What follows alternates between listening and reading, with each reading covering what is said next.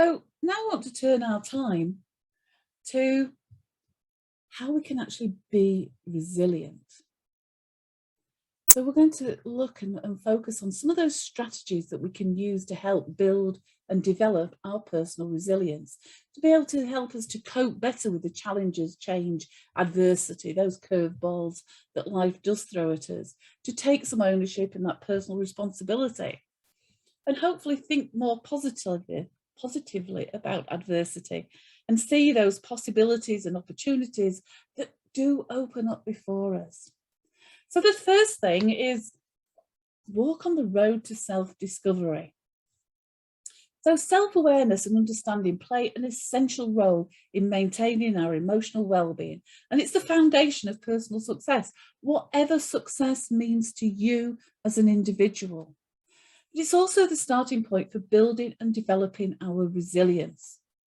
And there are many ways of raising our awareness and understanding of who we are, what our strengths and our skills are. And some of those things may include asking other people for feedback, our colleagues, our line managers, family, friends, actually asking ourselves for feedback as well. You may want to do that through informal conversations or more formal 360-degree feedback tools, for example.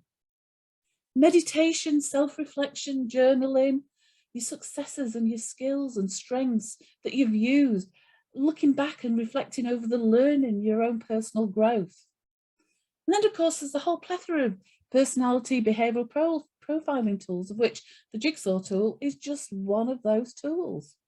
So for the purposes of today, I'm just going to focus for the next little section on the Jigsaw behavioural profiler and help you to kind of show you how by that self-awareness, we can actually start to build and develop our resilience.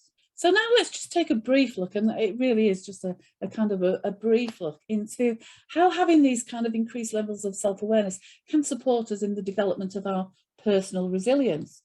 So if we start with the red, action orientated, somebody who has a high action red preference is naturally a very determined, focused, driven individual that will go all out to achieve and succeed. And when things don't go to plan for somebody that's a high scoring red, they just find a way around the issue. So they're not so concerned about the how, so long as what they want to achieve is achieved. If something isn't working, they won't be overly concerned because they're confident in their abilities to find a way of achieving their goal. And if necessary, we'll just do a U-turn mid-course. So if we think back to the 3 pillars model with the action-orientated red, they take that responsibility for achieving their goal. They thrive on change. They let things go if they're not going to plan. So they're agile in their approach. They have a strong self-belief and confidence that they will attain the goal or the desired outcome, even against all odds, when the odds are stacked against them.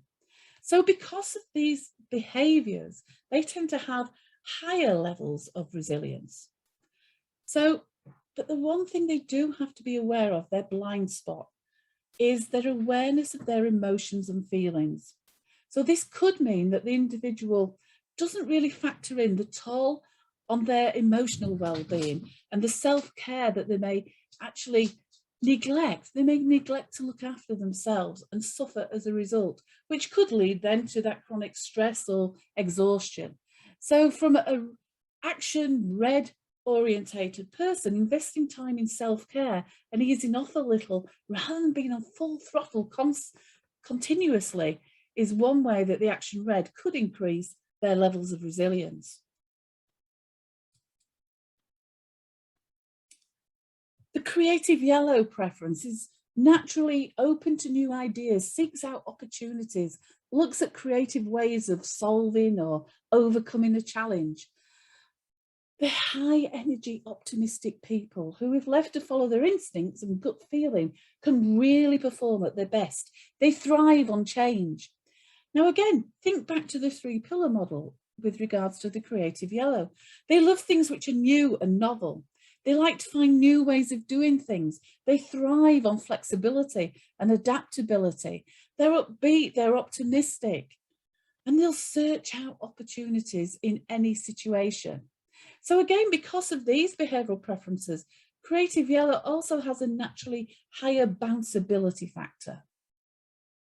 However, again, they need to be aware of their blind spot, which could be around accountability and responsibility, because they often perceive being held responsible and accountable as a little bit restrictive and controlling. If a creative yellow is not actively involved in a situation, if they're not kept close to where the energy is, they will likely lose interest and walk away as they go in search of new stimulation and new opportunities. So creative yellows may further develop their levels of resilience, but perhaps by trying to be a little bit less impulsive sometimes, developing that ability to take control and ownership of their mind rather than working too much on autopilot. And that's something we'll discuss in a moment or two.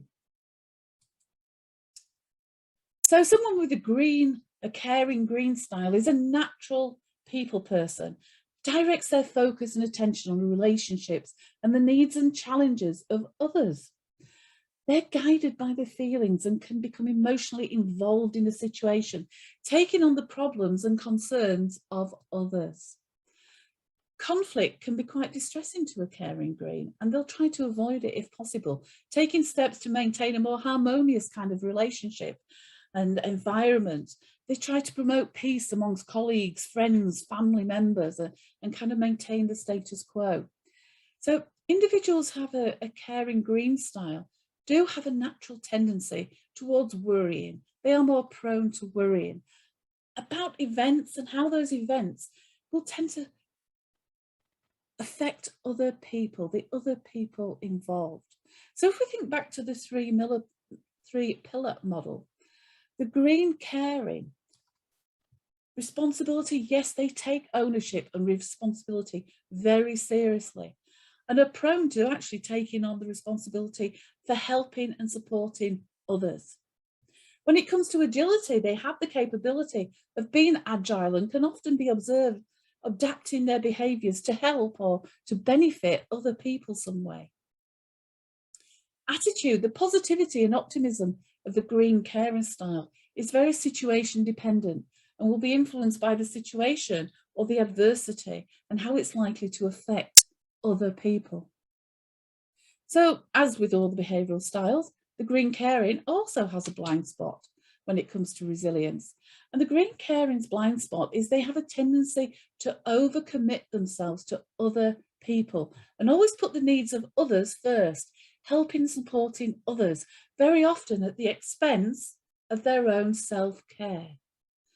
So again, some of the things that they could perhaps do, the green caring, to actually increase their levels of personal resilience is prioritise their own self-care above the needs of others sometimes. Detach themselves perhaps a little bit more emotionally from the worries and concerns of others. That's not saying don't have empathy for them, don't support and help, but just try not to become emotionally involved and attach themselves. And just revisiting their perspective of conflict and accepting that conflict can actually be healthy and lead to positive outcomes and learning. And again, we'll be talking more about that one. So the organised blue is a naturally detailed, disciplined, process-driven individual who thrives in a stable and structured environment. They like to have the time to focus on their minutiae and have the mental space and time to see things through to the end. They're completer finishers who work within the rules, policies, budgets and plans. So in the terms of the three pillars of resilience, the organised blue takes responsibility very, very seriously and will hold themselves accountable for their actions. Agility, adaptability and flexibility may be more challenging for the organised blue as they prefer that kind of certainty and structure, habits and routines. Of the four behavioural preferences, the organised blue is perceived often as being the least optimistic and positive.